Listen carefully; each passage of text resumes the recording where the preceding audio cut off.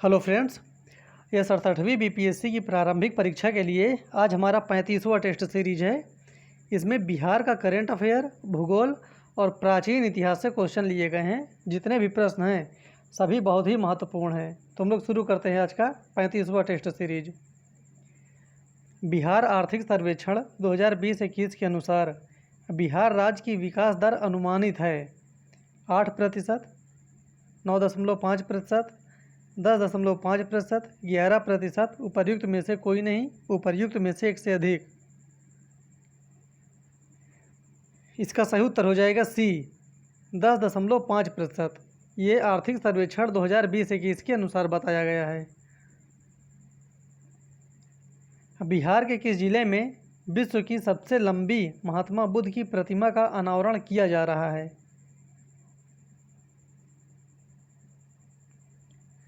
सही उत्तर हो जाएगा बी, बोधगया में। भारत में रहने के लिए सर्वश्रेष्ठ शहरों की लिस्ट में पटना का स्थान है। पटना किस नंबर पर आता है?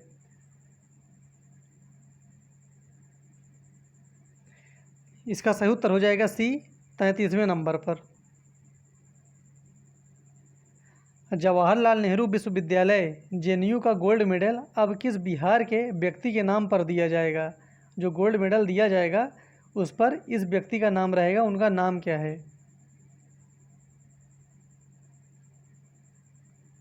सही उत्तर हो जाएगा बी, मनोज कुमार श्रीवास्तव।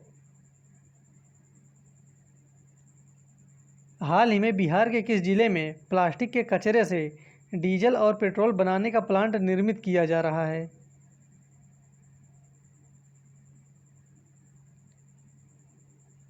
इसका सही उत्तर हो जाएगा सी, मुजफ्फरपुर में। एन्नौर बंदरगाह का विकास किस बंदरगाह पर बढ़ते दबाव को कम करने के लिए किया गया है? ये चीज़ ध्यान देना है। एन्नौर बंदरगाह, तो एन्नौर बंदरगाह जिस स्टेट में रहेगा उसी स्टेट का कोई और बंदरगाह होगा। इसका सही उत्तर हो जाएगा सी, चेन्नई। एन्नौर ये जो तमिलनाडु है वहाँ पर चेन्नई बंदरगाह भी है और एन्नौर बंदरगाह भी है, तो इसलिए इसका सही उत्तर हो जाएगा सी, चेन्नई। भारतीय राष्ट्रीय जलमार्ग 2 किनके मध्य संचालित है? जो जलमार्ग 2 है ये किनके मध्य संचालित किया जा रहा है? इसका सही उत्तर हो जाएगा डी, सादिया से धुबरी तक, राष्ट्रीय जलमार्ग 2। पंजाब में कौन सा स्थान होजरी उद्योग के लिए प्रसिद्ध है?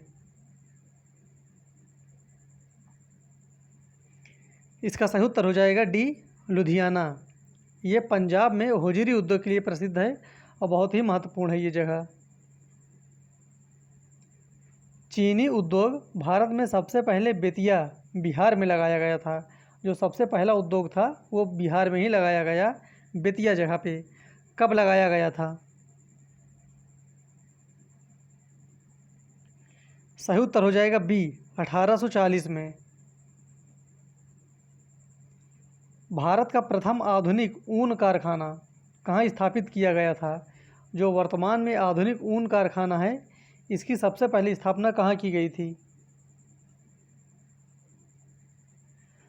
सही उत्तर हो जाएगा बी, कानपुर में। और गुजरात में बड़ोदरा क्षेत्र की मोतीपुरा खान, ये चीज़ ध्यान देना है। अगर पूछ ले मोतीपुरा खान कहाँ है, ये प्रश्न आ भी चुका है, तो ये कहाँ है? बड़ोदरा में। मोतीपुरा खान से कौन सा पत्थर निकाला जाता है?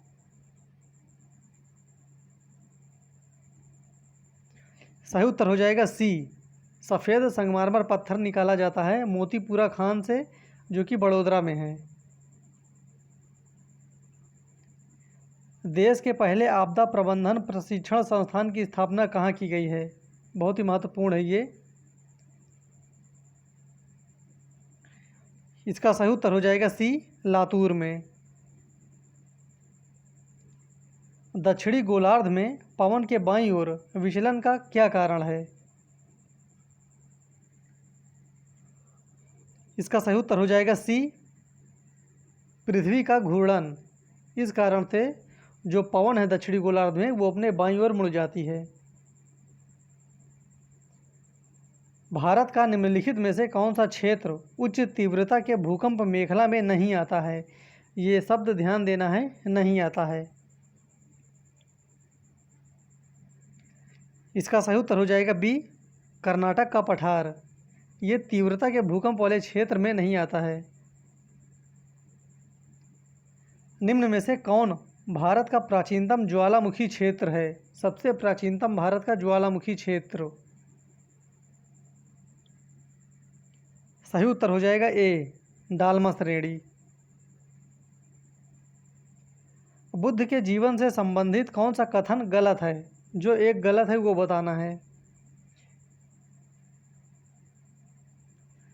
सही उत्तर हो जाएगा सी, ज्ञान बरगद। ये गलत है। यहाँ पर बरगद की जगह पर पीपल होना चाहिए।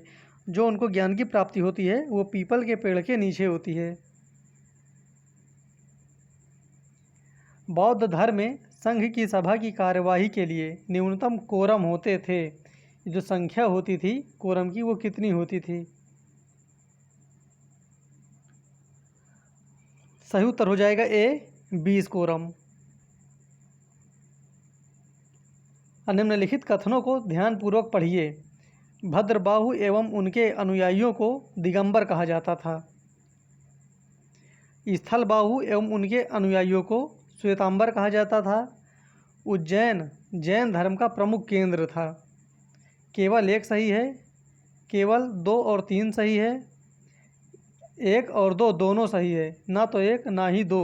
उपर्युक्त में से कोई नहीं, उपर्युक्त में से एक से अधिक। इन 3 ऑप्शन में से कौन सा सही है और कौन गलत है ये बताना है।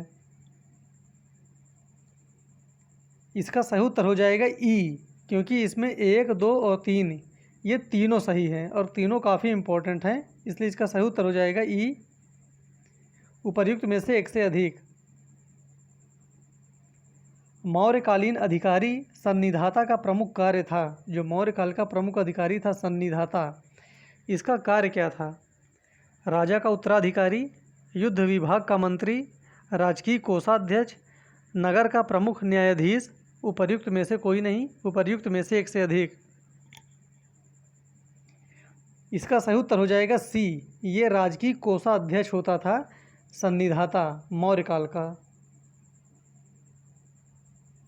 अर्थशास्त्र में ब्रह्मादेय किसे कहा गया है? जो अर्थशास्त्र ग्रंथ है इसमें ब्रह्मादेय शब्द मिलता है, ये किसके लिए कहा गया है?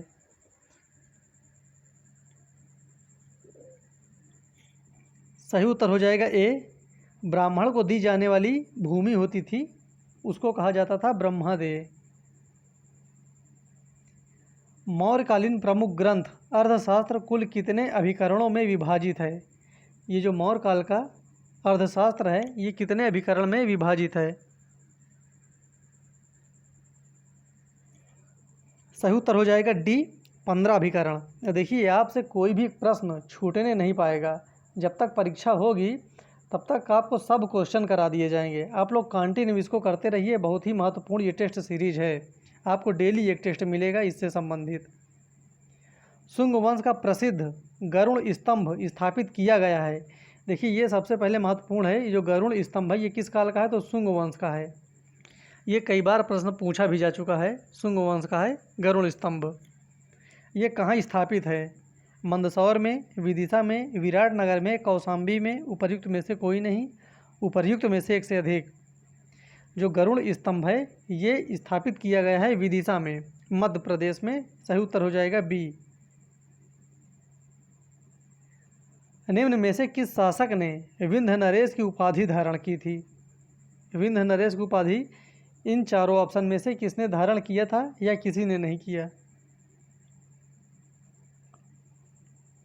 इसका सही उत्तर हो जाएगा बी, गौतमी पुत्र सातकर्णी। इसी ने विंध्य नरेश की उपाधि धारण की थी।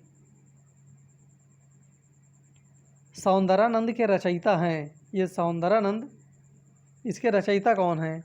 भरत, चरक, पतंजलि, अश्वघोष। उपर्युक्त में से कोई नहीं, उपर्युक्त में से एक से अधिक।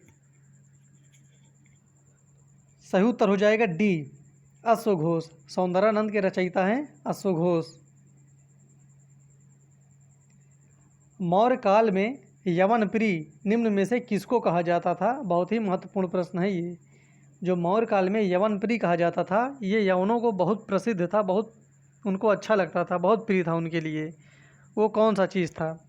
घोड़े, हाथी, काली मिर्च, भारतीय सिक्के। वो थी काली मिर्च। सही उत्तर हो जाएगा सी, काली मिर्च को ही यवन प्रिय कहा जाता था मौर्योत्तर काल में। इस प्रकार से आज हमारे 25 क्वेश्चन कंप्लीट हुए। फिर मिलते हैं अगले वीडियो में, तब तक के लिए धन्यवाद। और किसी को कोई भी डाउट हो किसी प्रश्न में तो कमेंट बॉक्स में कमेंट करके पूछ सकता है।